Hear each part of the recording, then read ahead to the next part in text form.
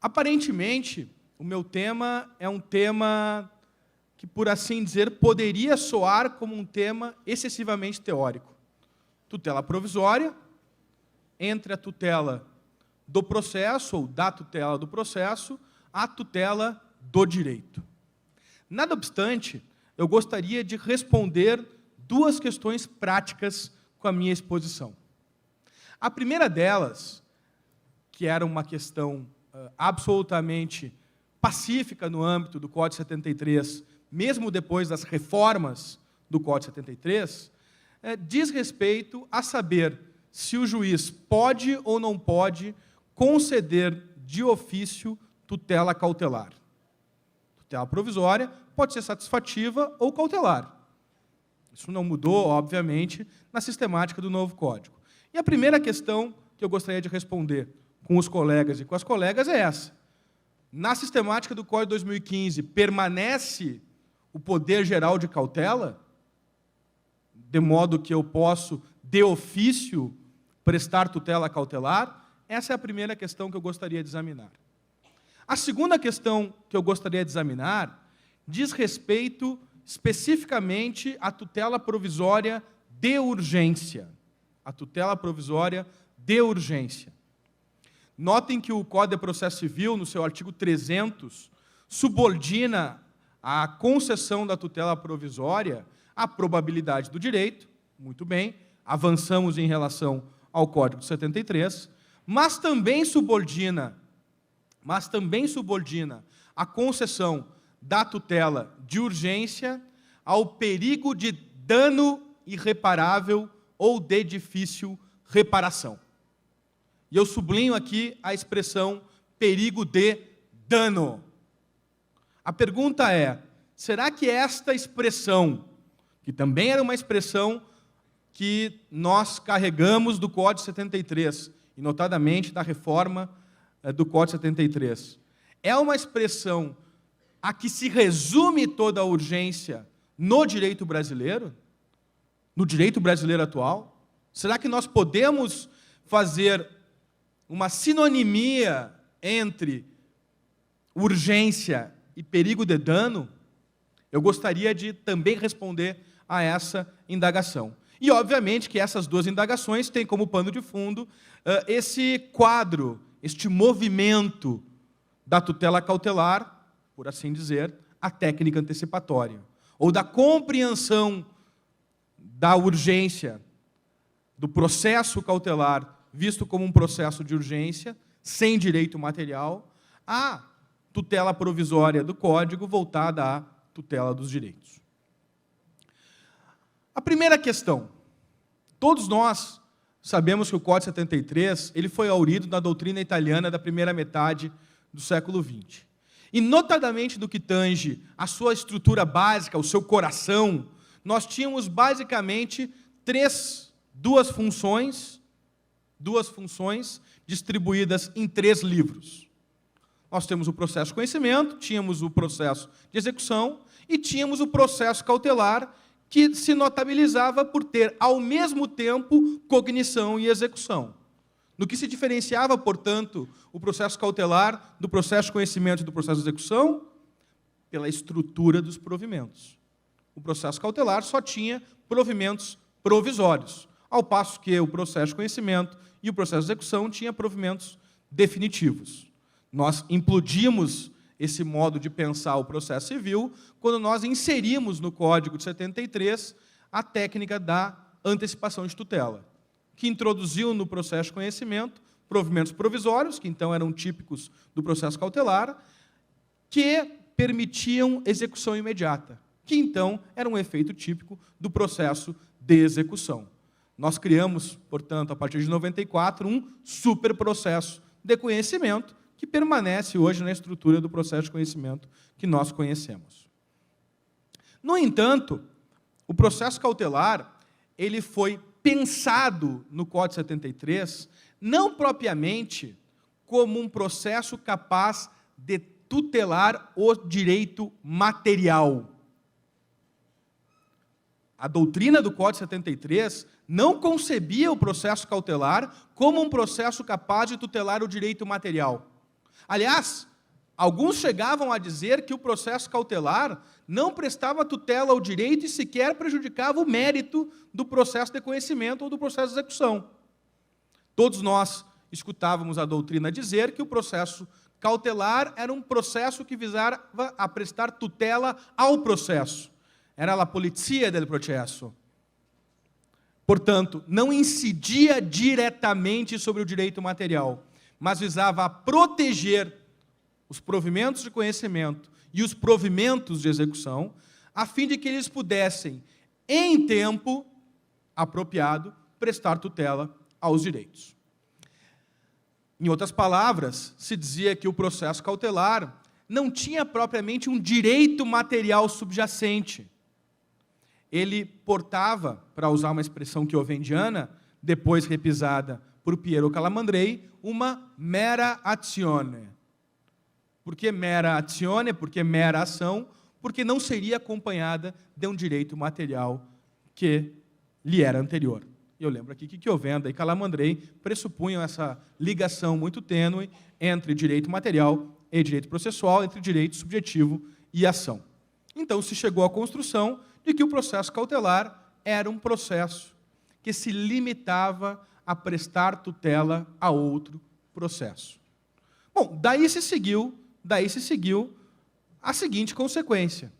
Se o processo cautelar, na verdade, é uma ferramenta que visa a dar tutela a outros processos, e compete ao juiz a condução do processo para que ele possa chegar a seus fins, nada mais consequente do que permitir que o juiz preste tutela cautelar de ofício, em entendendo que é o caso.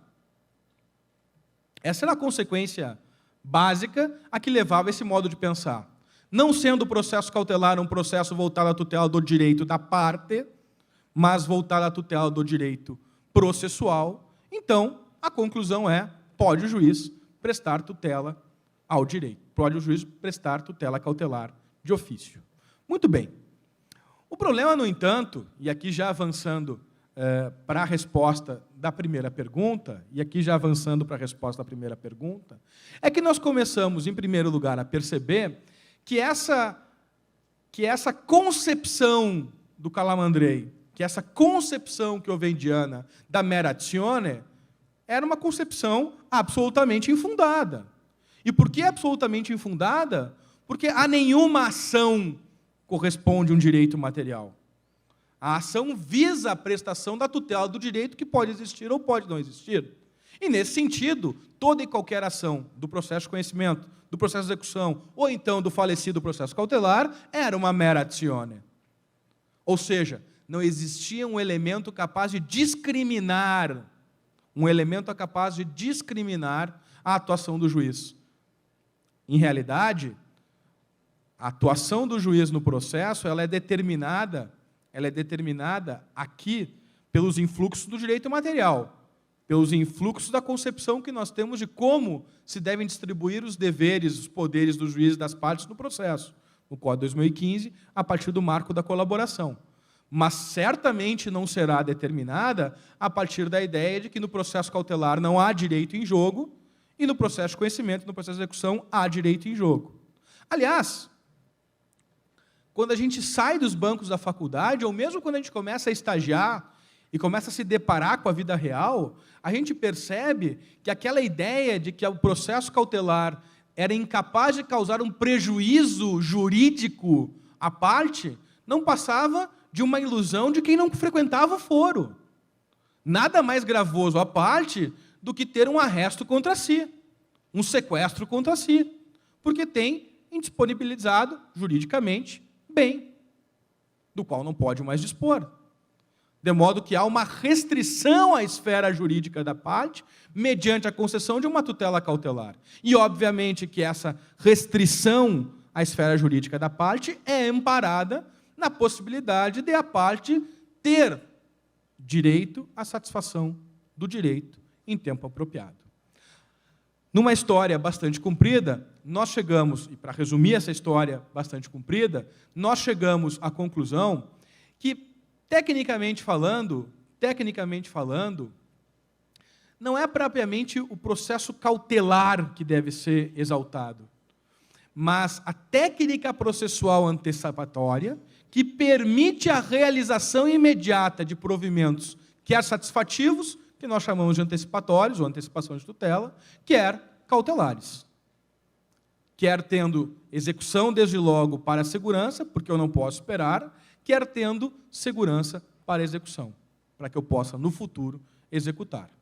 Daí que nós, então, chegamos à conclusão, e o Código encampa essa conclusão, de que o que interessa, na verdade, é estruturar o processo a partir da possibilidade da outorga de provimentos provisórios, capazes de prestar tutela cautelar ou satisfativa. Em ambos os casos, visando a realizar um direito material subjacente. Um direito material à satisfação do direito, ou um direito material à cautela. E aí que então surge novamente a categoria do direito material à cautela, que o passe de mágica Chiovendiano e de Calamandrei, da Merezioni, antes havia colocado para baixo do tapete. Se tudo isso é verdade, se existe direito material à satisfação dos direitos, e se existe direito material à cautela, e se esses direitos competem e estão na esfera jurídica das partes, então, obviamente, que rege o problema o princípio dispositivo. Então, rege, obviamente, o problema o princípio da demanda. E eu só posso ter tutela cautelar e tutela satisfativa desde que pedida pela parte.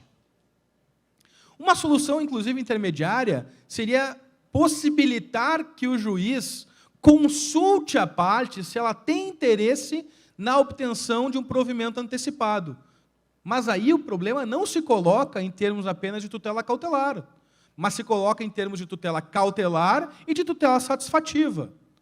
Porque a possibilidade para que o juiz consulte a parte se ela tem interesse na obtenção de uma tutela provisória não decorre da circunstância de eu ter, num caso, direito e de outro não ter direito, mas decorre da circunstância de que o processo civil brasileiro hoje é fundado na máxima da colaboração, artigo 6º do CPC. E pelo artigo 6º do CPC, que determina a colaboração do juiz para com as partes, um dos deveres básicos é o dever de diálogo. Dever de diálogo que permite esta consulta à parte para saber se ela tem ou não tem interesse na obtenção de um provimento provisório, obviamente ligado à sua própria responsabilidade. Então, a primeira questão que eu me propus examinar, nesses primeiros 10 minutos que eu tenho, diz respeito ao fato de nós termos uma transformação nessa dinâmica dos poderes e deveres das partes e do juiz, concernente à condução do processo. E a resposta é: houve uma alteração. Não pode hoje o juiz prestar tutela cautelar e não pode o juiz prestar tutela satisfativa, ambas de maneira provisória, de ofício. Nada obstante, por força do princípio da colaboração, possa haver consulta a respeito. A segunda questão que eu gostaria de trabalhar com os colegas, diz respeito ainda mais intimamente à compreensão da tutela provisória como uma técnica capaz de antecipar processualmente tutelas do direito material. E, obviamente, que isso exige a necessidade de nós vermos o processo a partir do ângulo de visão da tutela dos direitos. Notem os colegas que o legislador, no artigo 300, subordina a concessão da tutela satisfativa de urgência à alegação e prova pela parte do perigo de dano irreparável ou de difícil reparação, de modo que sugere que existe uma sinonimia entre urgência e perigo de dano. Muito bem. Isso já seria equivocado se o Código não tivesse uma disposição que eu agora vou mencionar. Mas o Código expressamente tem uma disposição que desautoriza essa sinonimia. E que disposição é essa? É o artigo 497, parágrafo único do CPC. Uma das distinções básicas para quem vê o processo civil a partir da tutela dos direitos, é a separação entre ato ilícito e fato danoso. O ato ilícito é o ato contrário a direito, que não se confunde com o fato danoso, que é um prejuízo juridicamente relevante. Eu posso ter dano oriundo de ato ilícito, e posso ter atos ilícitos que não causam dano. E eu, obviamente, posso ter tutelas que se voltam contra o ilícito e tutelas que se voltam contra o dano. E o direito processual tem o dever de se adequar em termos de técnica processual para prestar essas tutelas. Bom, se isso é verdade, então a questão que fica é a seguinte. Se isso é verdade, então a questão que fica é a seguinte.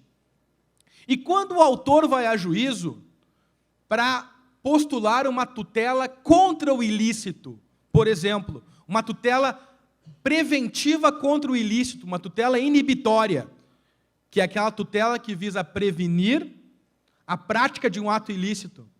É aquela que visa a prevenir a prática ou a reiteração ou a continuação de um ato ilícito para o futuro. Vejam que o autor que vai a juízo buscar uma tutela inibitória está preocupado com o ato ilícito e não buscar ressarcimento contra o dano.